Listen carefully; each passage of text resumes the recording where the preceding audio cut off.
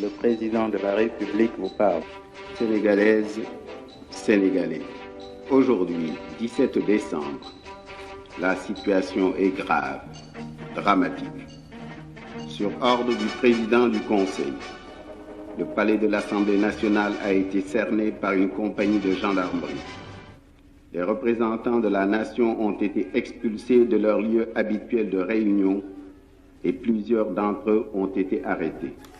Il s'agit véritablement d'une violation délibérée de la Constitution de la République.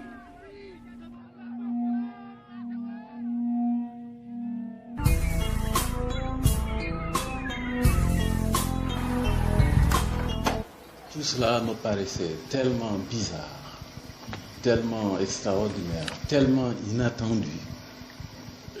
J'étais comme dans un rêve. Je disais, enfin, quoi, est-ce que c'est vraiment un procès? Est-ce que c'est Senghor qui me met en procès? Je n'arrivais pas à réaliser. Mamadou Dia est né le 18 juillet 1910 à Khombol. Il est originaire d'un père toucouleur et d'une mère sérère. Formé à l'école coranique puis à l'école régionale de Diourbel, il entre après la mort de son père à l'école primaire supérieure Blanceau de Saint-Louis en 1924, tout en suivant ses études coraniques. Mamadou Dia était instituteur à Saint-Louis, puis directeur de l'école régionale de Fatick en 1943, avant d'entrer en politique sous la forte demande de Léopold Sédar Senghor. En 1958, il s'oppose publiquement à Senghor sur la position à prendre lorsque Charles de Gaulle propose un référendum sur la communauté française. Nous ne savions pas, paraît-il, que Senghor voulait l'indépendance dans 25 ans, mais on l'a convaincu de l'avoir en 4 ans. Nous étions peut-être même le seul État, mieux que, n'est-ce pas, mieux placé, même peut-être même que la Guinée, à cette époque-là, vraiment, n'est-ce pas, pour prendre notre indépendance. Nous avons mis en place un certain nombre de structures qui nous permettaient tout de suite de prendre notre indépendance. Bon, alors donc c'est dans ce moment-là qu'il m'a dit, il faut maintenant que je te dise la vérité. J'ai promis au gouvernement français de voter oui. Alors pour moi, ça a été vraiment la douche froide. Pour la première fois, je me suis senti trahi.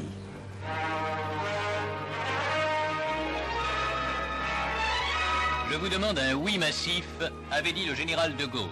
Jamais consultation n'avait intéressé autant de territoires. De Tamanrasset à Dunkerque, en passant par les territoires d'outre-mer et par Paris. Le résultat est impressionnant. Non, 5 millions de voix. Oui, 31 millions. Le Sénégal, toute la France d'outre-mer, sauf la Guinée, avait dit oui à la communauté proposée par la France. Je crois que Senghor ne concevait pas une rupture avec la France. Pourquoi nous avons voté oui en 1958? Parce que nous pensions qu'il fallait aller à l'indépendance, grouper non seulement le Sénégal, mais avec tous nos voisins. S'il y a quelque chose de positif que Senghor ait fait pour l'Afrique, c'est bien cette lutte-là contre la balkanisation.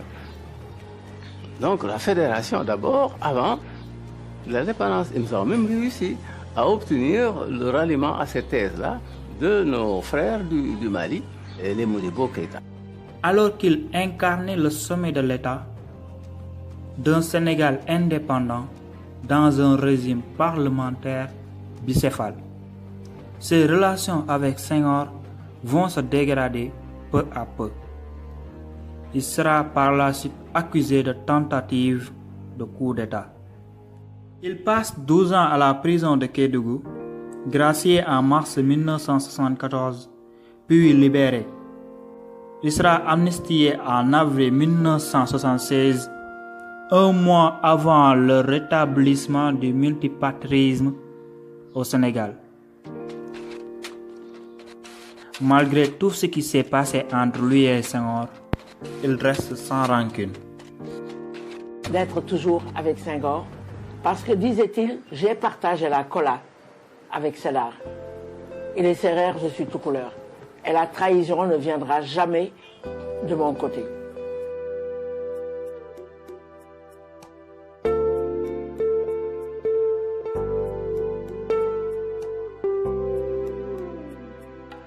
J'ai écrit sur le mur un texte du Coran qui m'est venu à l'esprit. قل لن يصيبنا إلا ما كتب الله لنا هو مولانا وعلى الله فليتوكل المؤمنين.